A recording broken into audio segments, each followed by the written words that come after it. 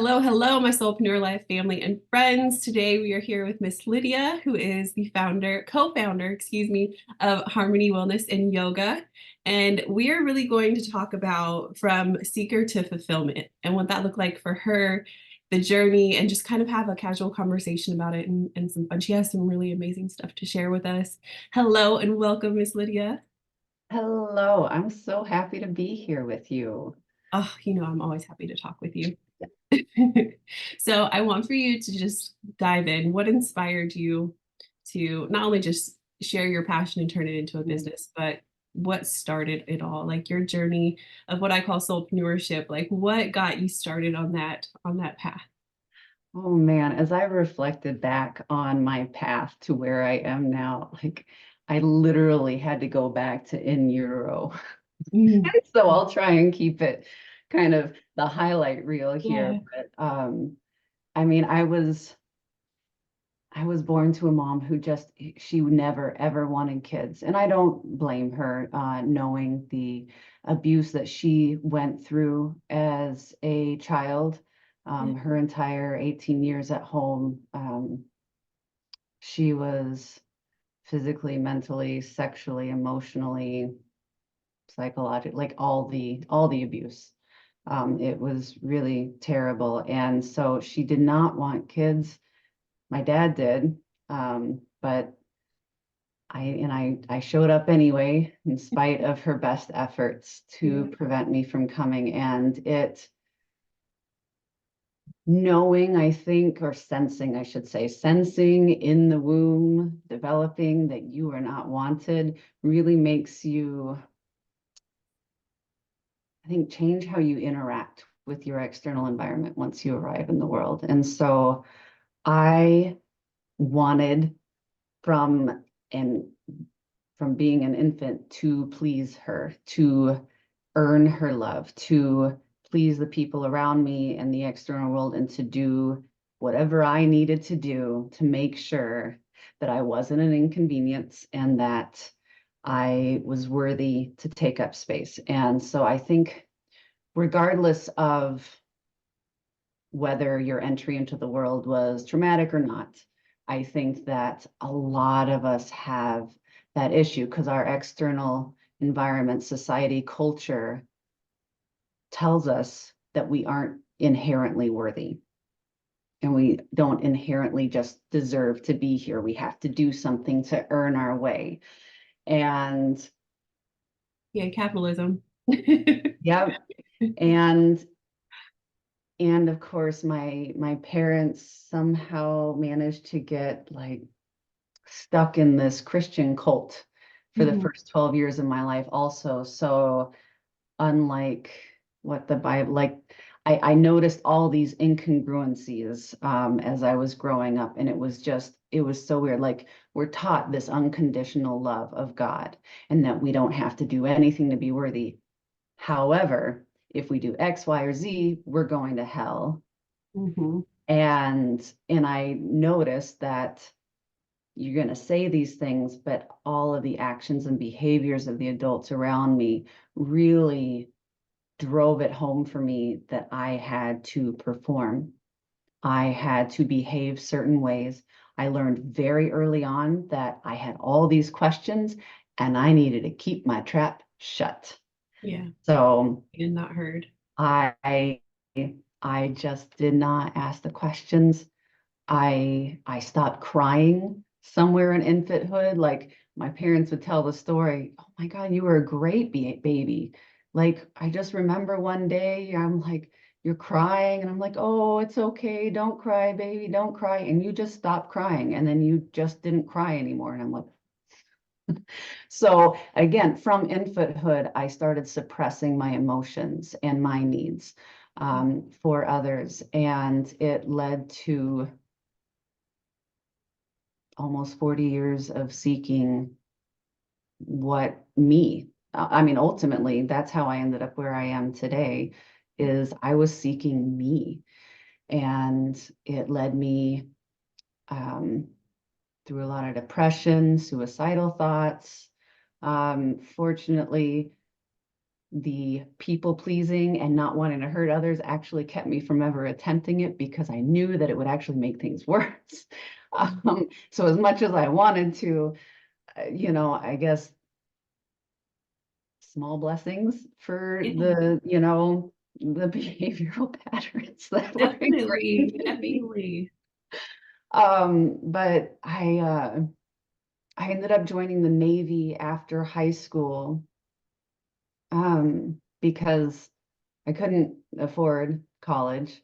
Mhm. My parents hadn't, like, they'd done a semester or two, but they had no concept of like applying for grants or scholarships. I had terrible, apparently, high school guidance counselor, because I never was told, like, you can apply for these things.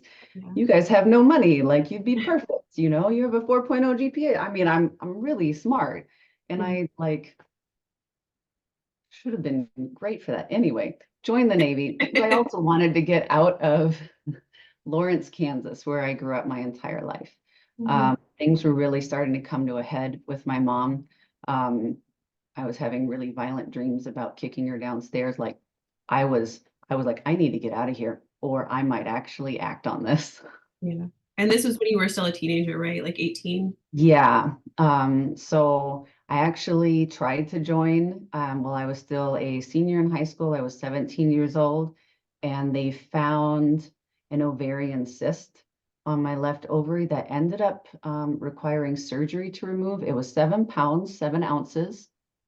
I had a cyst mucus baby, like this big. Yeah. It was huge. And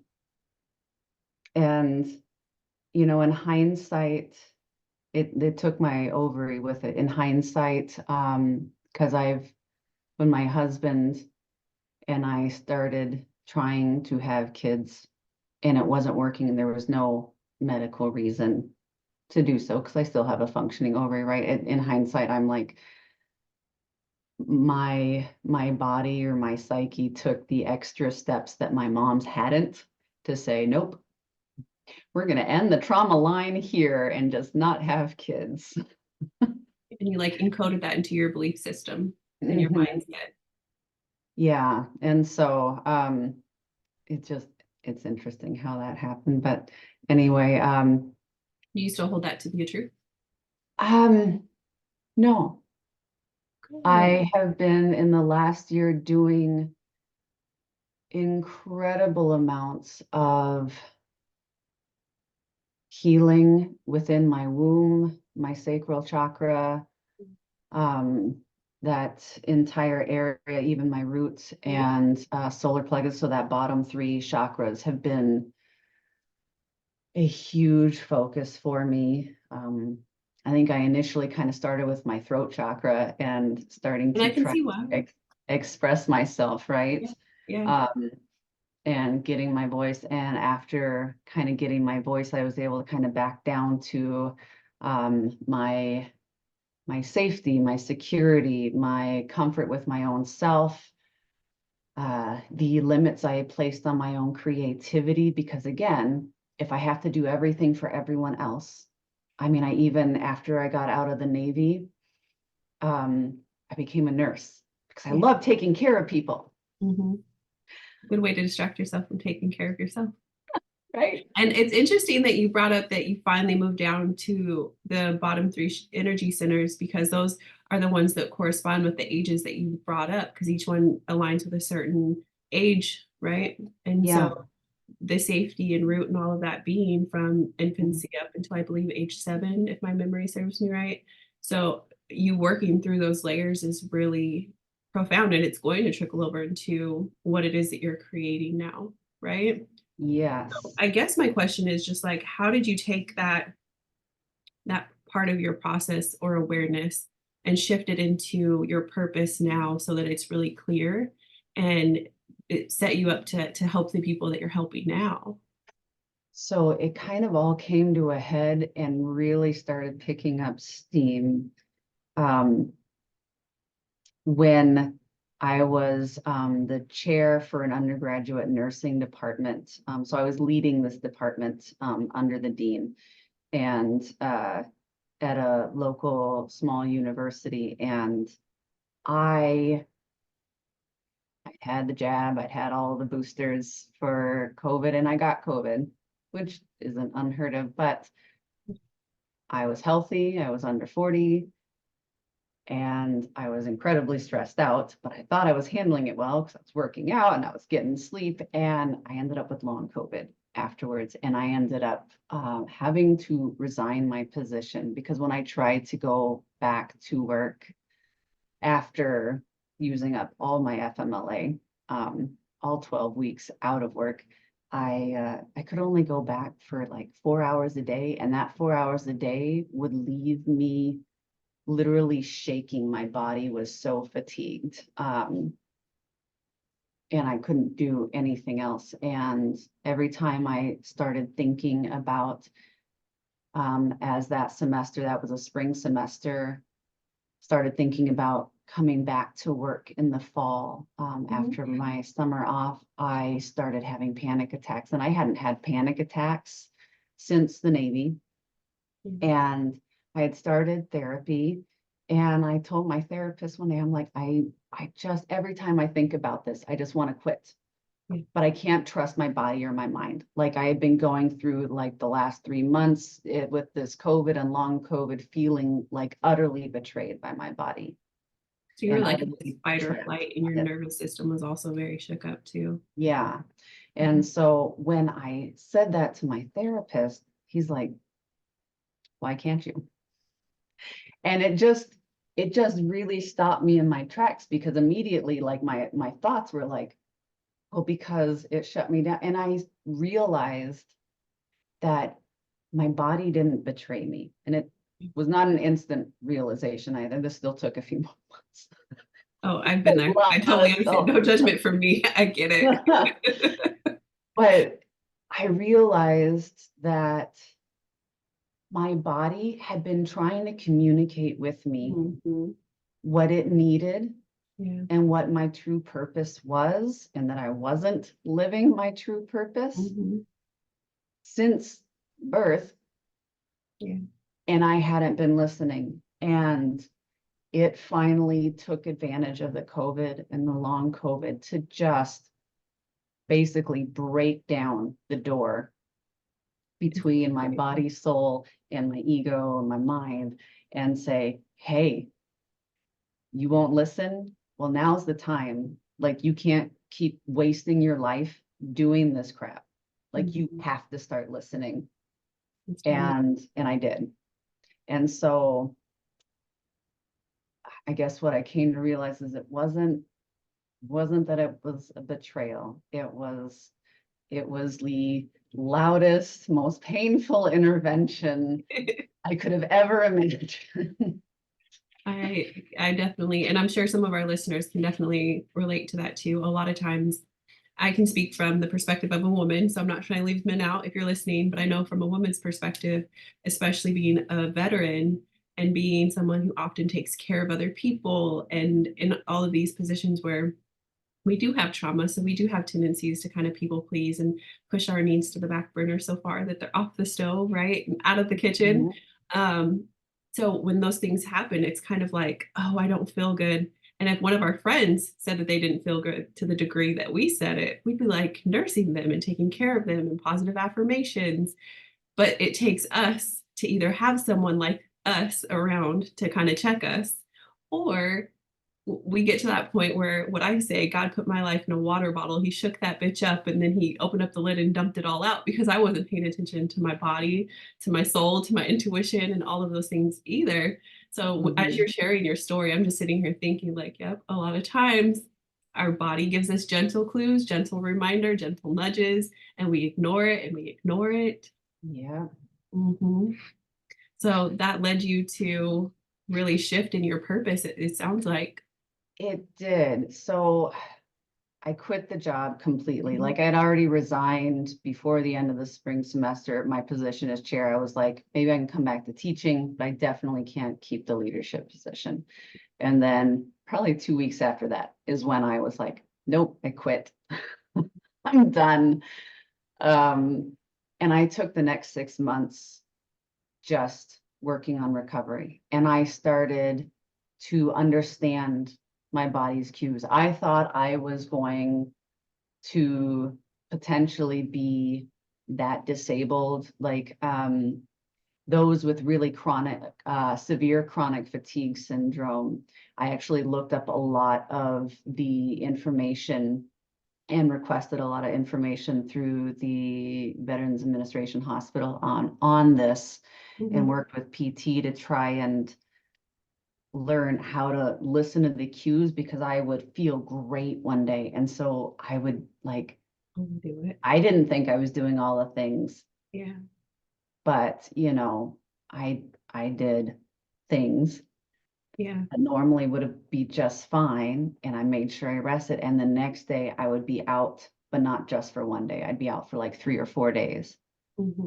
And so I had to really relearn, and I finally got to the point where I started, was like, I'm going to trial work. And so I'd work with my husband. We're co-owners of a distillery, really small. And so on the weekends, I started working with him in the tasting room. And I started out with just a couple of hours, and I would increase until I was doing like 2 full days in the distillery. And I was like, oh, no, I'm all right. Like, I can do this. Great. I can find something that maybe not in leadership again, which is kind of a bummer because there are a lot of those aspects that I really loved, but maybe a staff nurse position, right? I was like, I can try to go back to that because I do my shift and I go home. Yeah. you know? And so I did that, and I lasted 6 weeks. And I was back using a walker to get around. And it didn't take me as long to recover that time. But by that time, it was like, okay, well, I tried. All right, body, I hear you. What is it? What is it that I can do? How can I contribute in this world? Yeah. Am I feel I, like am that I was just, really terrifying too.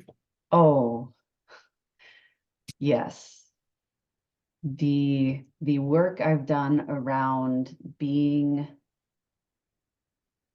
okay with uncertainty, and I really mean okay, not fantastic, Yeah. okay, okay with uncertainty, Yeah. since probably starting in March or April of 22, has been tremendous, and it's been a game changer for me, working through that. And I have used therapy and physical therapy and meditation and yoga and coaching and Reiki and all the things that I'm now starting to offer folks Yeah.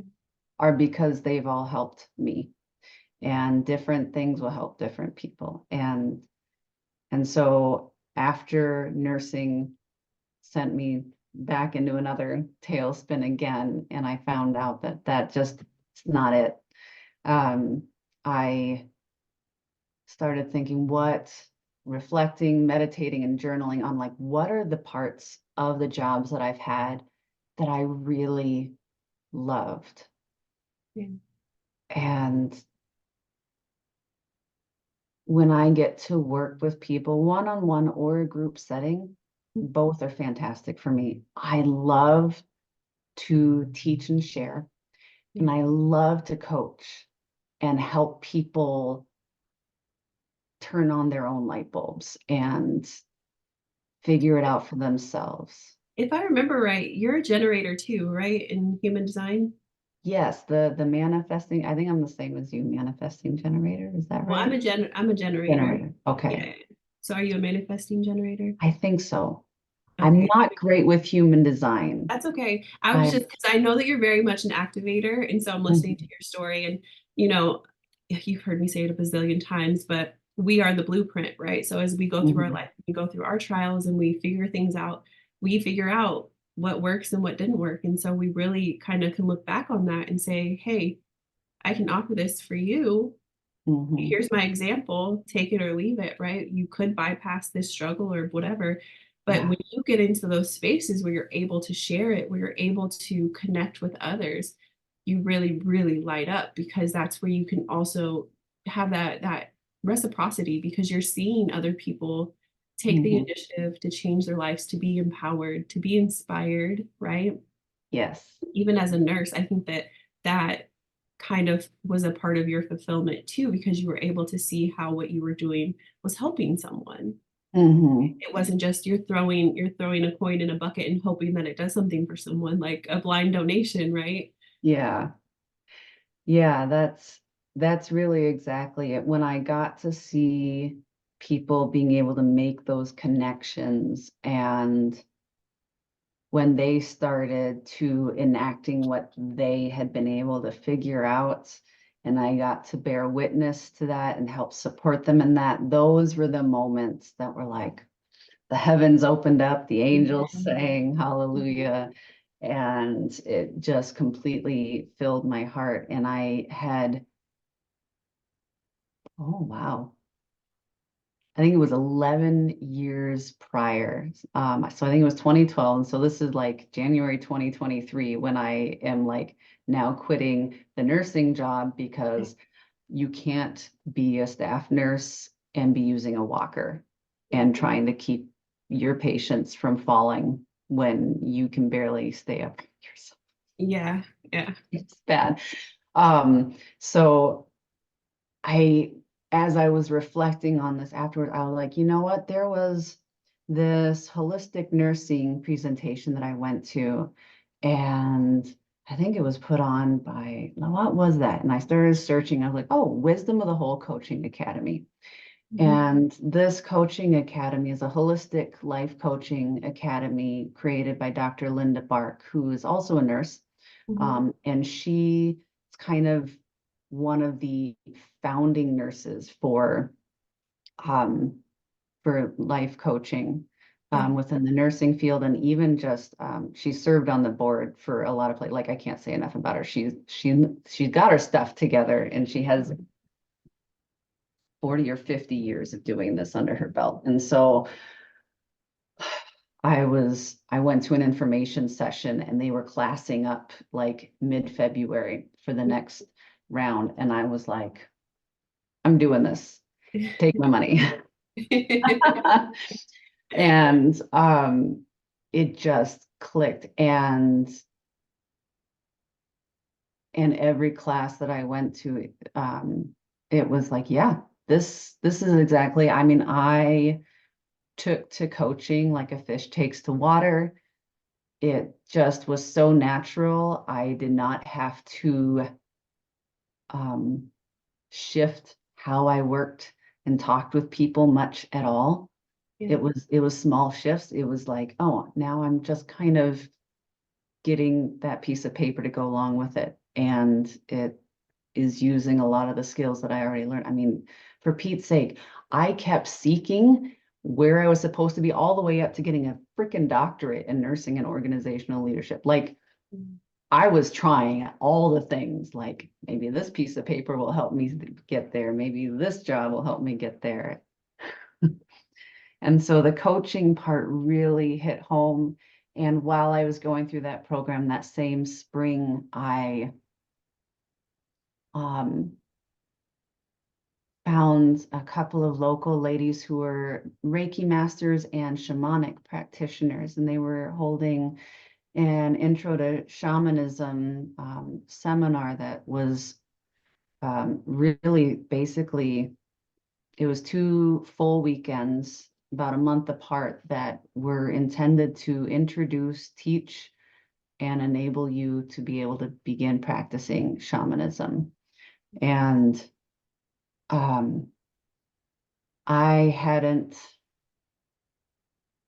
been engaged in any serious spiritual work or practice since I left the church at age 20. I Mhm. think was the last time I had actually really been to church. Um, and again, this was like a fish to water thing. Like the very first time they took us on what they call a journey. For those of you who aren't familiar with shamanic practice, there's you do these journeys, you put yourself into a trance state. Some people use plant medicine to do that. We use drumming. So you do not have to alter your consciousness to be able to alter your consciousness. And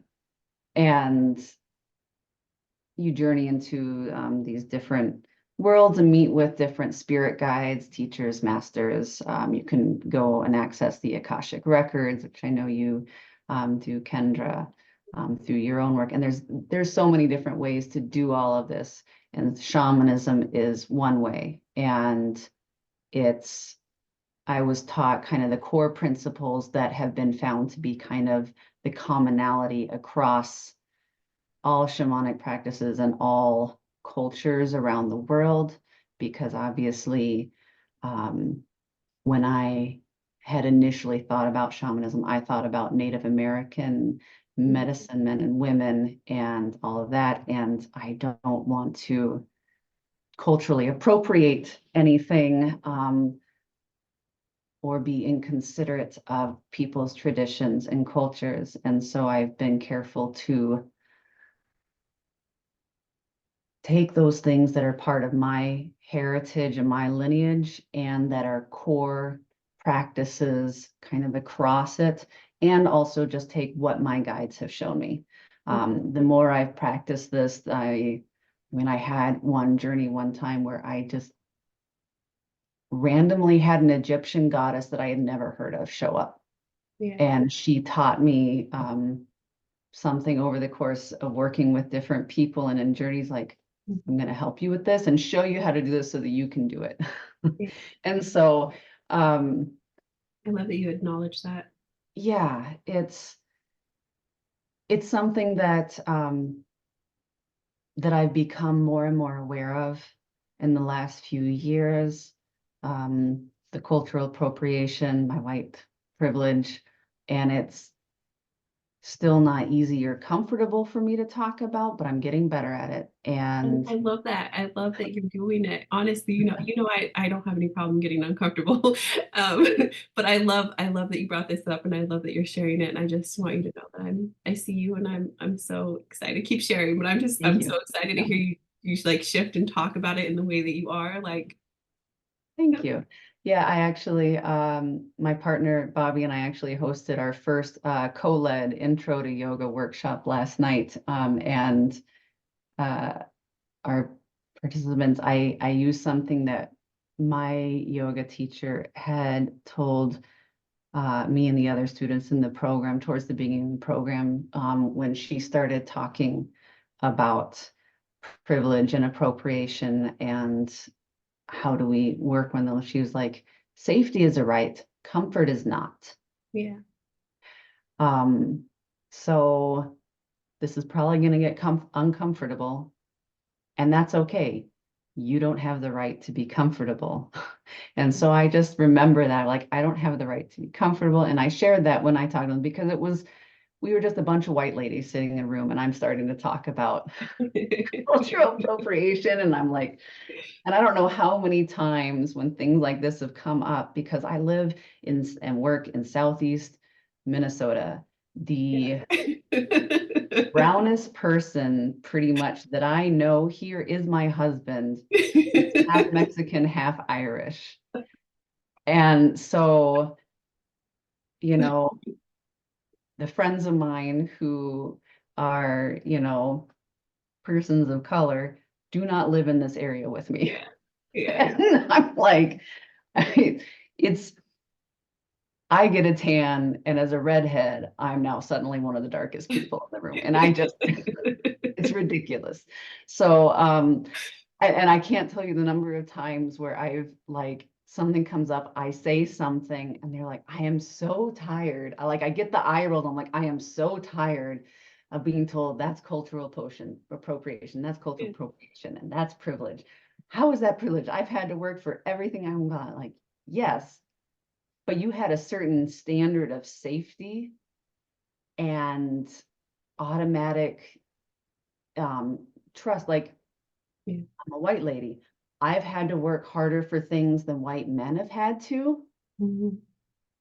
However, people look at me and automatically assume the best of me. Yeah. I don't have to fight to be seen as someone respectable and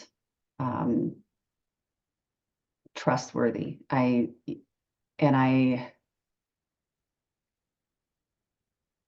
It's changed how I look at the entire world the more I learn about it. And to be entirely honest, for your listeners, if y'all have not gone and listened to the 2 podcasts that Brene Brown has put out or read her books, that's how I got introduced to all of this and really started to examine my own privilege and positions of power. And I've just kept expanding on that. And I found a trauma-informed yoga teacher training program that really emphasizes that as well. And of course, now I can't remember the author, but one of our required textbook was Skill in Action. And the author of that book was, she's a Black woman who taken has taken wonderful action to help all of us recognize where's our positions of power, where don't we have that power, and how do we recognize power differentials everywhere we go and between teacher and student and who's walking into our classrooms or our client spaces. How are we creating a safe space for them to be able to show up authentically and begin to heal those deep wounds, and just recognizing that we are all interconnected. If energy is the foundation of everything that is matter, and we are all matter. The chair I'm sitting on is meant, like, everything is created of energy. Energy cannot be created nor destroyed, and energy interacts with energy. No matter, and it doesn't matter the distance or the time. Energy acts not linearly. And so when I think about that and think about the tenets of yoga, especially karma yoga, where there's the teaching that if one is suffering, we are all suffering. Recognizing that and starting to practice the Brahma Viharas and loving kindness and metta practice has really impacted how I'm able to show up as a person and as a small business owner and a practitioner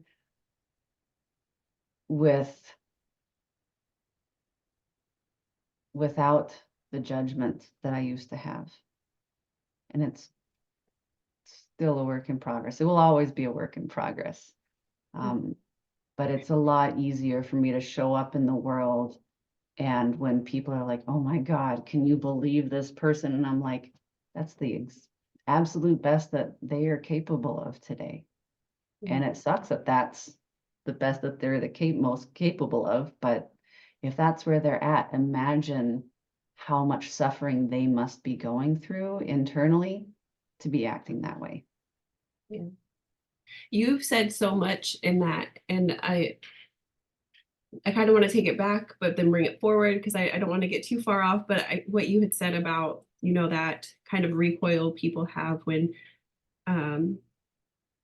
you talk about privilege, right? Yeah. I think something that has helped, not always, but something that has helped, because I'm biracial, for those of you who don't know. And in talking with certain family members of certain ethnicities and things like that within my family, we are literally a rainbow. I have a sister who's Japanese and Black. I have a sister like me. We're 11 different ethnicities. I have a sister who is blonde hair, blue eyes. Like, we're just the rainbow. And my niece is Mexican, Black and white, all the things, right? But when talking to certain family members, whether it's their age, how they were brought up, and all of that, there is this kind of recoil when they hear privilege, white privilege. But if you disarm them by saying, what is your understanding of white privilege? And then come to a common understanding of, okay, well, here's my understanding, and let's come to this common. So you do agree that privilege does mean that this is happening. And it's not saying, it's not taking away from you and your hard work and this like that. And I've learned from kind of entering the conversation with those people who are so kind of repelled by it, or kind of, recoiled by it, annoyed, whatever. Oh, I love that you were diving deeper into that annoyance when your privilege is brought up. Let's look at that for a moment, right? Yeah. Because even within myself, I have to deconstruct certain things because there's colorism within my community.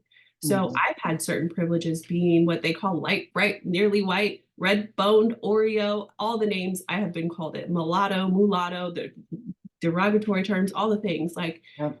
So I've also had to navigate it from a different perspective. And then when we look at our spiritual community, I didn't find a place for me because, like you brought up, yes, there's a lot of people making a lot of money in the spiritual community who post amazing things online, programs, classes, Instagram reels, TikToks, all the things.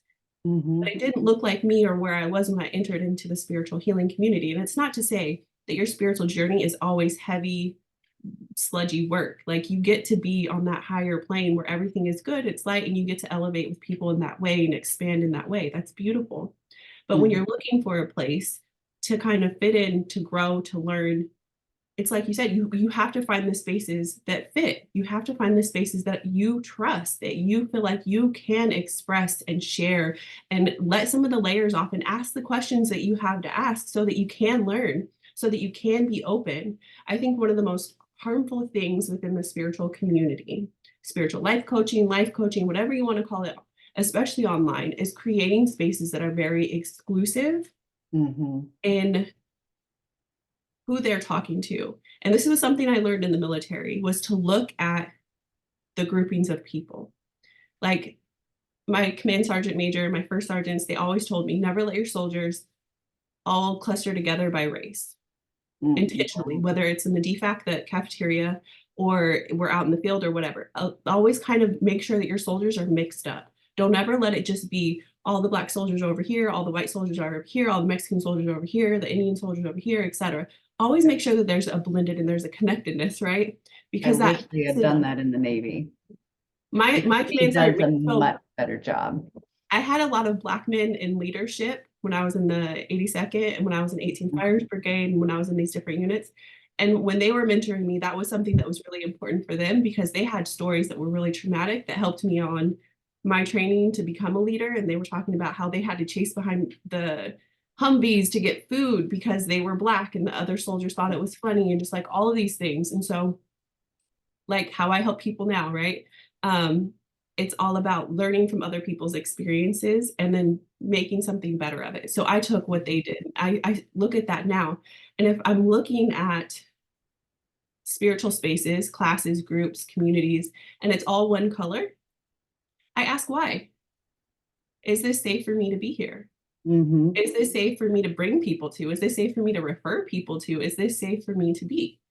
So you brought that up, and I think it's really beautiful that you did. And just having these conversations and looking at it from the various perspectives will also help us to help our people better and create these spaces where people feel safe to really evolve and off these layers. So I know that you had more that you wanted to say. I needed to interject at that point because I had to. No, that's fantastic. And it's a great point. If people don't look like you, then you automatically don't feel as safe being in that space. Not even just not look like you. Like, if it's a big group of people, and I've just learned from my lived experience that if it's an all group of, like, all men, for example, do I belong here? What's going on? Or if it's all one race, why is it all one race is my question. It's not immediately that I don't feel safe, but it's why is it this way? Why is it comfortable being this way? Because sometimes people don't think about including other ethnicities because how they're talking about things and how they're showing up other people from other minority groups can look at that and say, oh no, that's red flag immediately, because they don't understand their bias. They don't understand their privilege. Look at how they're Yeah. talking, and they don't recognize or register.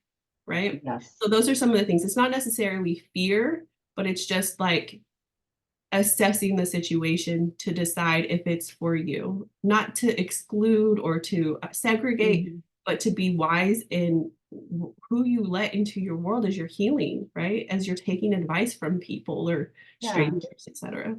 And like I mentioned, energy interacts with energy. So our energy is always interacting with those, especially that we are closest around. That's certainly the easiest for us to be impacted by, and notice the impact. And so when I think about when I'm in a space where I feel I have to put on a mask to show up, Mhm.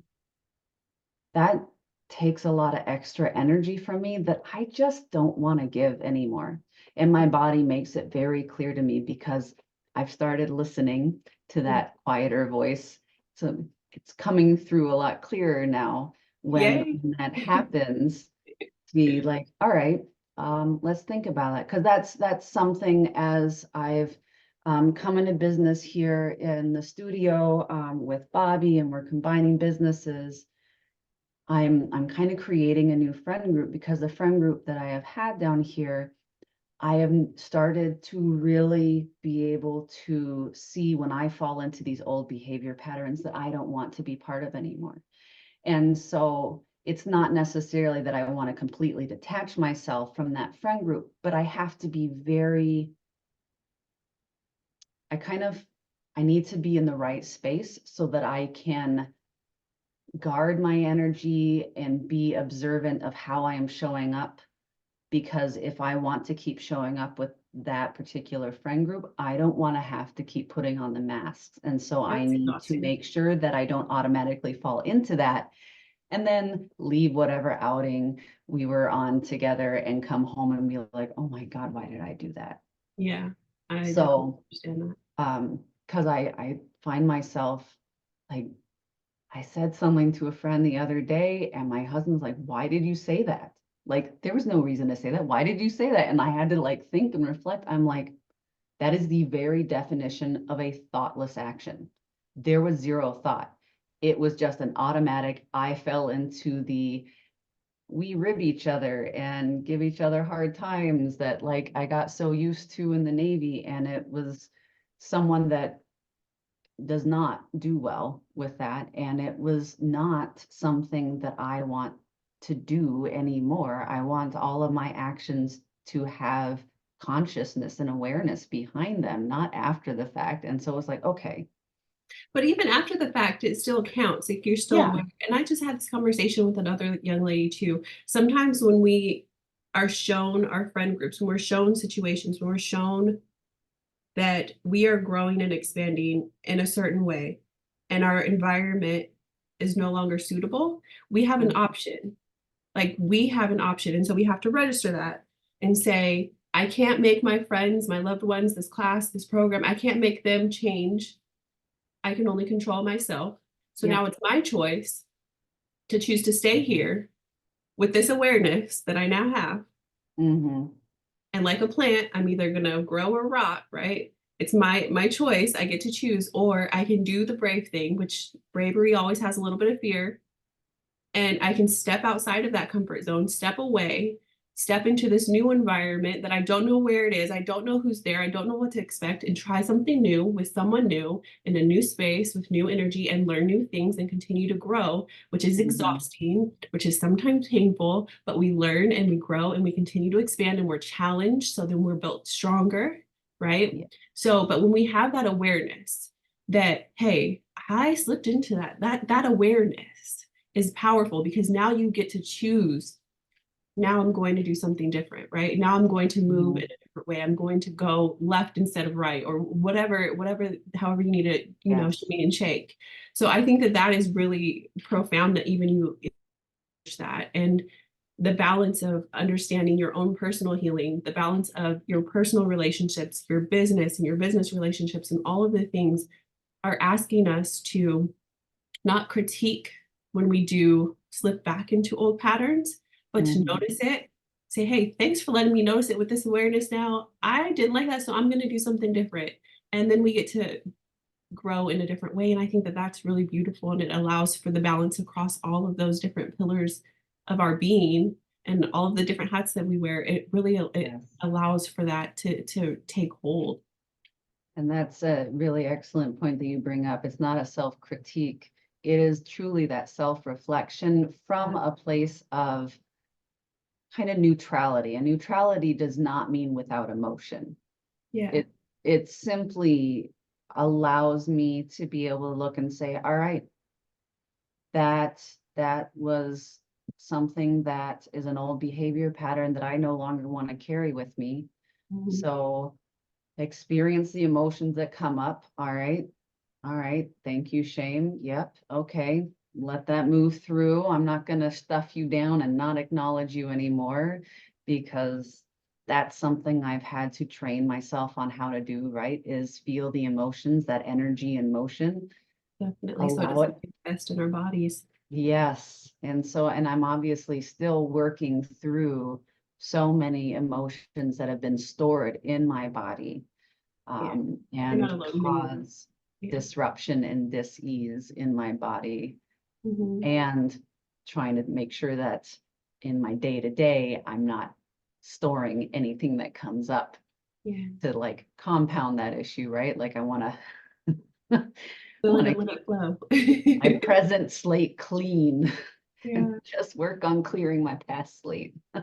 So as you're doing all of this, like, how did you finally get to that moment where you recognized, and I resonate with this so much, but how did you recognize that you were shifting from seeker to that fulfillment? Like, how did you recognize, okay, this is enough? And I've said before, like, a lot of us already have enough information. We already have enough degrees, enough certifications, enough all the qualifications. We already have enough, right? We just have to put it into motion, into action, so that we can believe in ourselves and say, hey, here's the proof, here's the evidence that I can do this, I am that. So what was it for you that allowed you to understand that shift of from seeker to fulfillment? Like, what was that bridge? Is that process over time of really starting to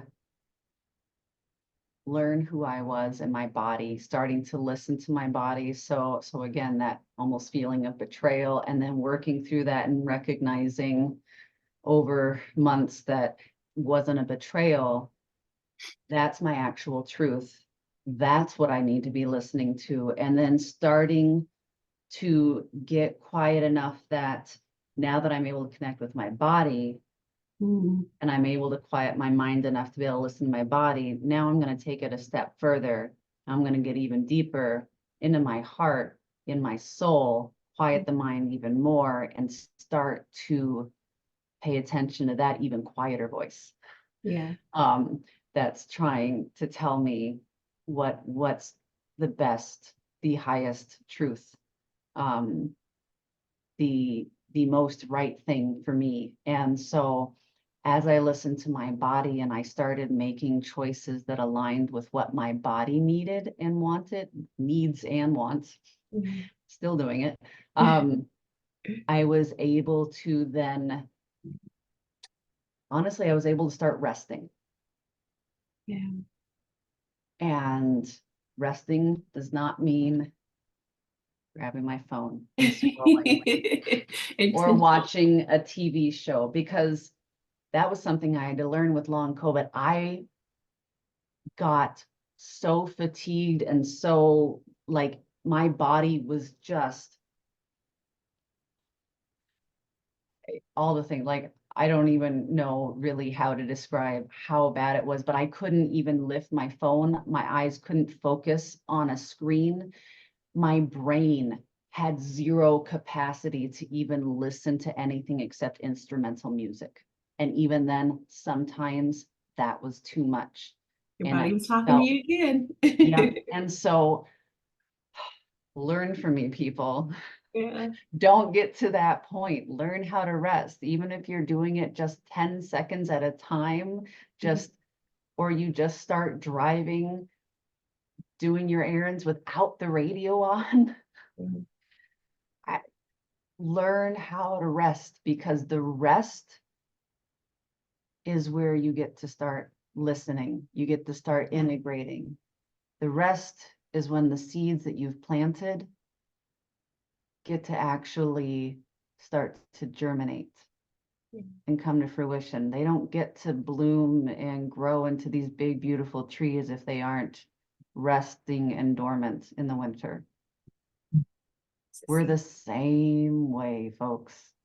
I don't care what our culture or society says. We cannot just keep pushing through and expect ourselves to feel fulfilled, feel happy, feel joyful, feel healed and rested if we aren't giving ourselves actual, true, honest rest. I remember when that my transition from active duty into civilian life and navigating the VA and all the labels of being a disabled Army veteran and just being a woman, they kind of segregate you within that because they're like, oh, you're a woman veteran and you're disabled. So now we have all of these extra things that you get to do, right? Trying to be helpful, but it's really quite stressful. Yeah. I called it soul tired because not only was I grieving who I was, my marriage, my career, becoming a new mom, losing my uncle and my father, just back to back, and my grandfather back to back to back. I was really soul tired. And if you were listening to this, and when she was talking about your mind becoming quiet, and that was immediately kind of like a pause for you, which it was for me too. I was so angry every time a doctor would tell me to go meditate. Sometimes you have to get back in your body first to allow your mind to feel safe enough to allow a little bit more calm. And for me, I'm very open about this. I was gardening in my backyard. I was moving stuff. I was dancing in my kitchen at 2 o'clock in the morning after I got my toddler down to bed and I finally had a moment to myself. Like I would be cooking at 2 o'clock in the morning, listening to music in my kitchen, and just, I wasn't even hungry, but I was creating and I was using that energy. I was dancing, I was moving my body and allowing my body to express what I didn't have words to express. Even though my mind would not turn off and I had insomnia at that point and I had all of the things, right? So if you heard the statement about your thoughts and needing to be quiet as you kind of like move deeper and deeper, it's a process. There's a stepping stone. And what it looks like for you, long time.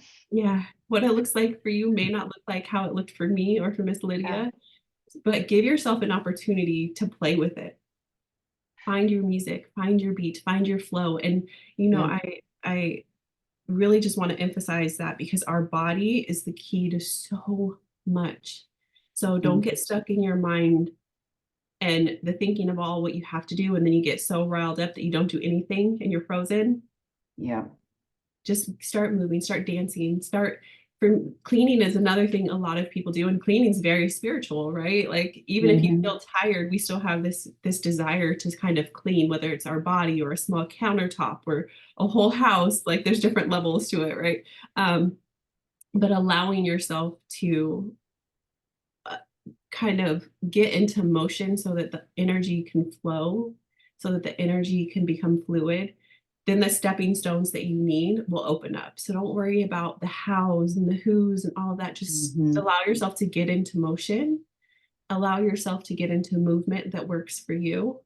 And the voice, your internal voice, your intuition, your gut feeling, your inner knowing, it's going to talk to you, and it's not going to be that loud anxiety that's screaming at you, don't go outside today, right? Don't do this. No, it's going to be that gentle, we should go to the park today. Or I think we should call so-and-so today. Yeah, for me, a lot of it's been, if it feels like it's coming up here, that's not the spot, not your head. Yeah.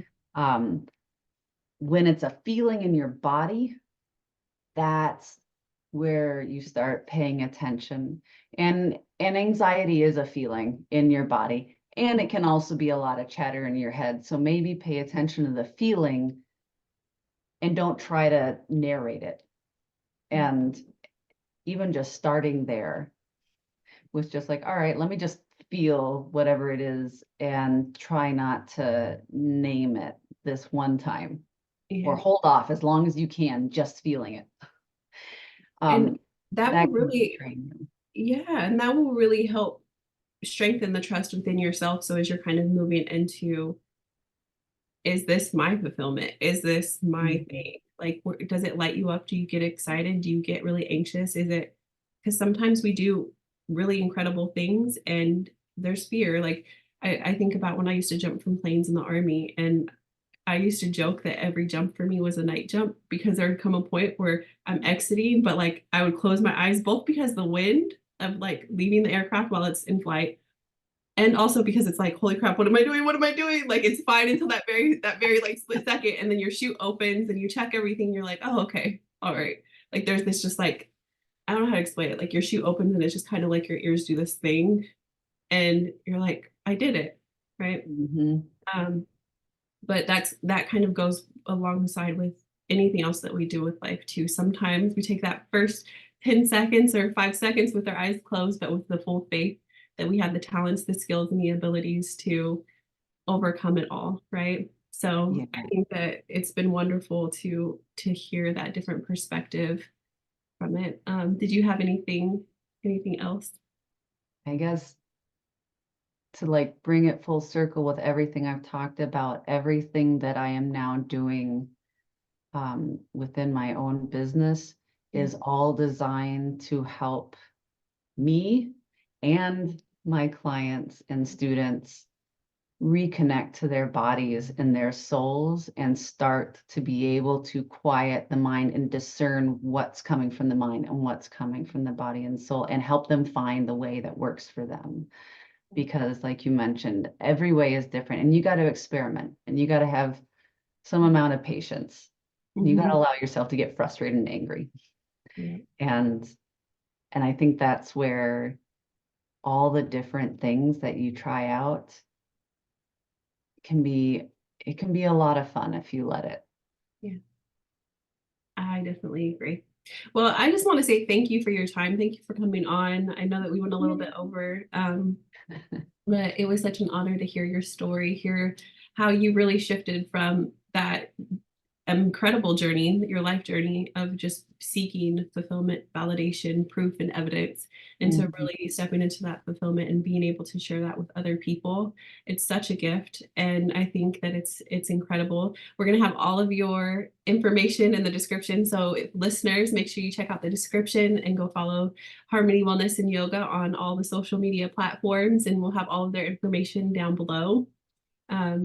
I just want to say thank you again. I appreciate your time. And thank you so much for inviting me on. I am so grateful to you and your work, and for being able to share my story with even more people. And I hope it helps even just one person listening. I believe it will. All right. Make sure you guys hit subscribe so that you never miss an episode, and we'll see you next time. All right. Bye.